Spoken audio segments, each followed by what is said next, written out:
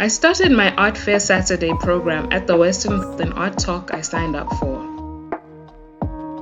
This first talk, Creativity Unbound, featured 4 incredible multidisciplinary creators: visual artist Dada Kanyisa, fashion designer Lukanyo Mdingi, architect Max Melville, and musician Msaki. This was moderated by art scholar Ashraf Jamal.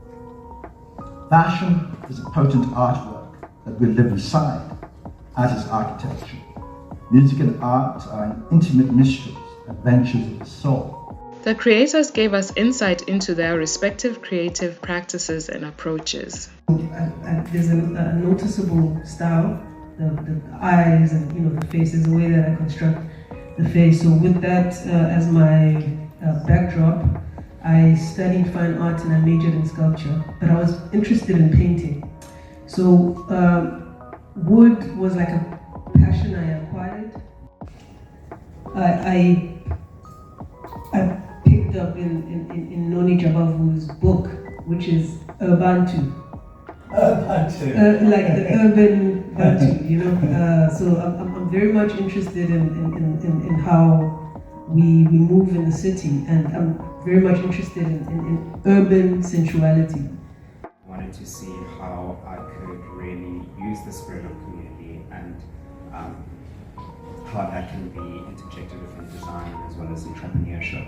And I realized there's something very specific about being a fashion designer. You're in a position where you're constantly collaborating with a body of people. And I think with any industry that you're in, you just really need to understand and find your specific point of view. And you need to really respect that point of view to the best of your capabilities. It's through consistency where you're able to make positive change, but it's also through the networks and the people that are within your cabinet where that change can be something that's quite impactful.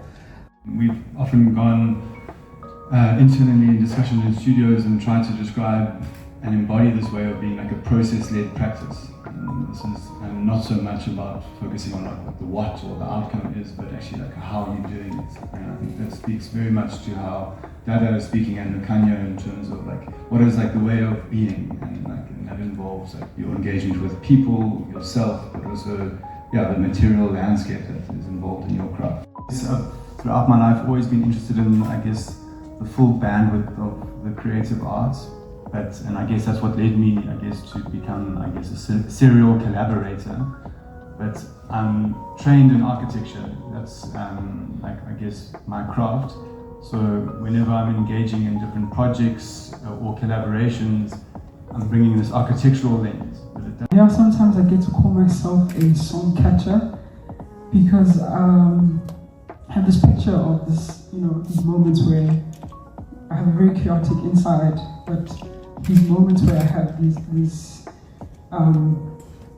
just clarity and a little bit of stillness, like this song, when I'm washing dishes, and I think it's just this magical universal library that we all have access to, where I can put up an aerial and in that moment I can catch a song, and I guess if I don't keep quiet and I don't hear it, someone will catch it as a dress or a building. The thing that I've come to understand with my practice is that I'm interested in dissolving, and I don't know if that makes me any kind of alchemist, and it makes me someone that is interested in creativity almost as a devotee of it. People, it's like we all are interested in our healing, and anyone that wants to collaborate with an attempt to look for my own will find something to connect with in my song. I don't think that, I think that my music is here to teach me compassion for myself. And every once in a while I'm able to give that away in whatever fragmented form.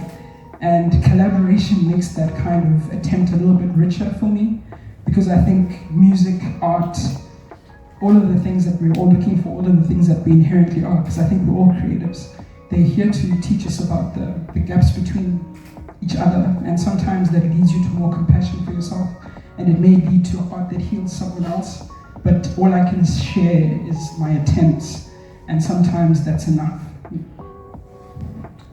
At the end of the talk, I had a moment with Msaki, who was matching with me in green. Then it was back into the main art fair space for more art. As I checked out the Yawa and Off-White booth, I bumped into renowned artist Nelson Makamo. There was so much amazing work to see from about 400 artists from all over the world, as well as different booths related to art.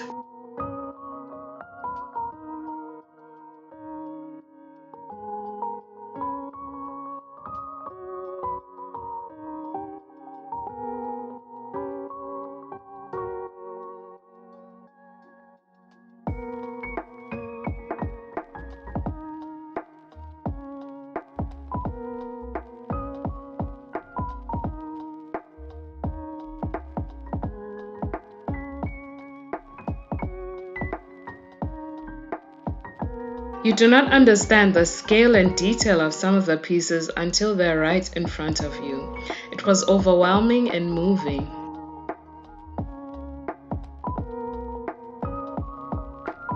I was attracted to green walls that matched my dress.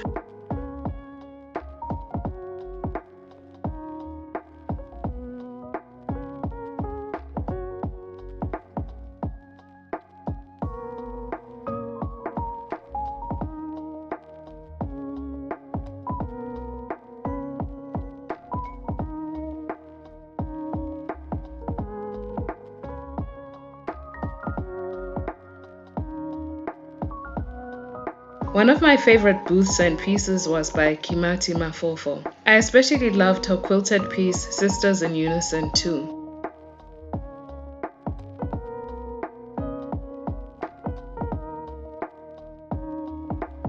I also liked the interactive wall where you got to describe what African art is to you.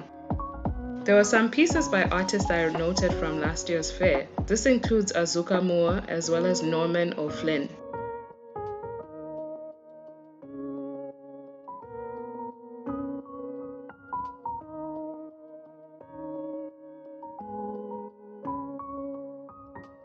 In my quest for photos with green walls, I asked what seemed to be a stranger, and it turned out to be artist Jessica Botma, who I have not seen in over a decade. Before leaving the art fair, I attended another talk titled Lest We Forget, which was about the preservation and legacy safeguarding of art. It featured artists Sethembile Msezane and Sam Tlengetwa, as well as curators and art experts Philippa Duncan and Heidi Ehrman-Rasch.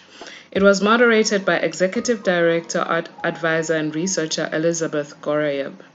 It was quite an insightful talk about the technical parts of art preservation.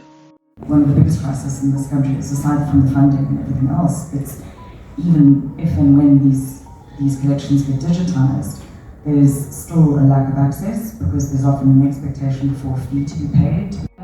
And we work with material that you have signed off on. And that's when these problems happen, is that as curators we end up working with other people's material and we continue the misinterpretations. But there's not denying that an image of a collage, it loses its original color over the years. So one has to do his own research. For me personally, how I take care of my archive is that I use a program called Artwork Archive, which I will admit is a newer part of my process of documenting my work. After that, I went to Camps Bay to refresh and tick off a bucket list item that I've been wanting to go experience. The silent disco at sunset was a lot of fun. I would continue the next day with my last day of art fair weekend.